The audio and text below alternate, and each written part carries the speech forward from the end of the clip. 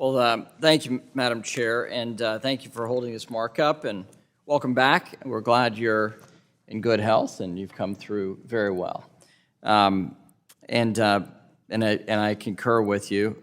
We have our friend and colleague, Mr. Caston, in our thoughts, our prayers, and his family as well. So thank you for noting that as well.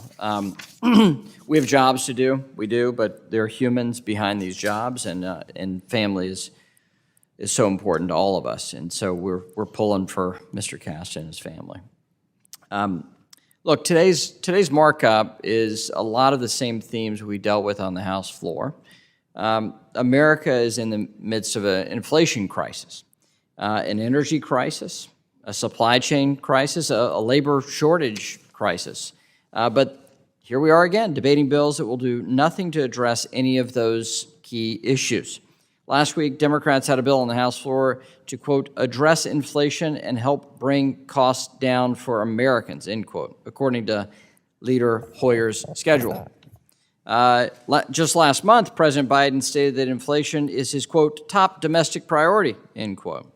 And to kick it off, well, Secretary Yellen admitted she was wrong when she called inflation transitory last year.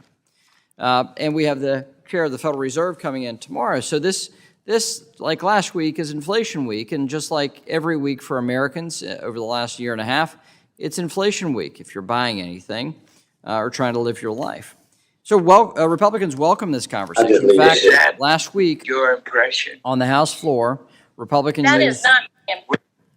Will everyone please remain muted while Mr. McHenry is making his presentation? Can you hear me? Please remain muted while Mr. McHenry is making his presentation. Thank you, Madam Chair. Look, this month we learned the Consumer Price Index reached 8.6% for the last 12 months. And this is the highest level in more than 40 years. Everyday goods and services are unaffordable for low and middle income Americans. Real wages have fallen 3.4% as consumer prices increase faster than wage gains. In fact, U.S. households will spend an extra $5,200 this year as compared to last year for the same basket of goods and services. The national average for the price of gasoline is hovering around a staggering $5 per gallon. Gas prices have more than doubled since President Biden took office, and let me be clear, that's not since Putin invaded Ukraine, it's doubled since Biden took office. As if that weren't bad enough, our economy is shrinking. In the first quarter of this year, U.S. GDP came in at a negative 1.4%. But my colleagues across the aisle already know all of this, and they've invited this conversation. Unfortunately, once again, their words do not match their actions. Look no further than today's markup agenda. Not one of the bills we are discussing today will bring down the cost of food, gas, or housing. Instead, we are here today with another grab bag of bills that look very similar to an end-of-year markup intended to clear the decks and score some political wins for your members in a political year. It's unclear what my Democrat colleagues are really trying to accomplish other than that political piece. How does establishing a $100 billion down payment assistance program keep housing costs down or not exacerbate inflation? How does putting small businesses under the microscope of the unaccountable Consumer Financial Protection Bureau address the pain at the pump?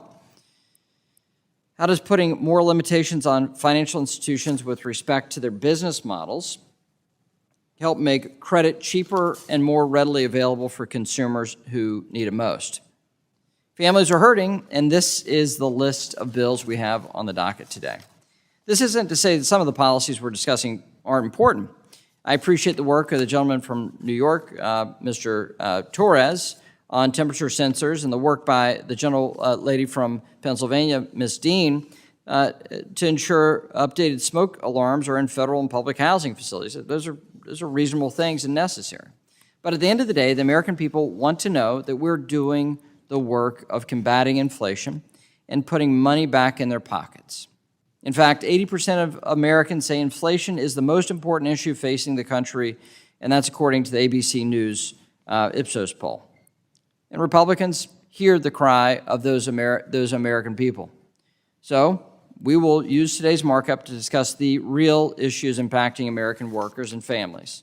And I welcome my Democrat colleagues to abandon their partisan priorities and that have no chance of becoming law and join us in this fight against inflation. And so with that, Madam Chair, I yield back and